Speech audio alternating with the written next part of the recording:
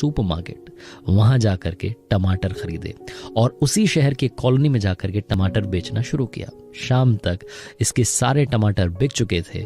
120 रुपए इसकी जेब में थे। अगले दिन फिर से इसने ऐसा ही किया। 120 रुपयों से टमाटर खरीदे, फिर से बेचना शुरू किया। शाम तक 150 रुपए कमा चुका था। इस तरीके से रोजाना पैसे बढ़ते गए, बचत होने लगी। धीरे धीरे धीरे साल 2 साल के अंदर इसने अपनी एक छोटी सी दुकान खोल ली। 4-5 साल के अंदर बिजनेस इतना ग्रो कर गया कि अपना खुद का एक छोटा सा सुपरमार्केट खोल लिया।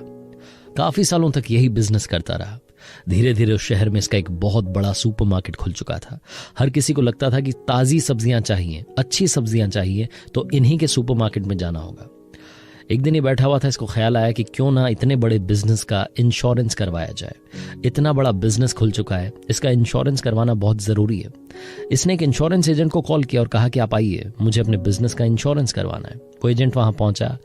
वहां पहुंच करके सारी जानकारी लेने लगा, फॉर्म फिलअप करने लगा और आखिरी में पूछता है कि सर आपकी ईमेल आईडी क्या है।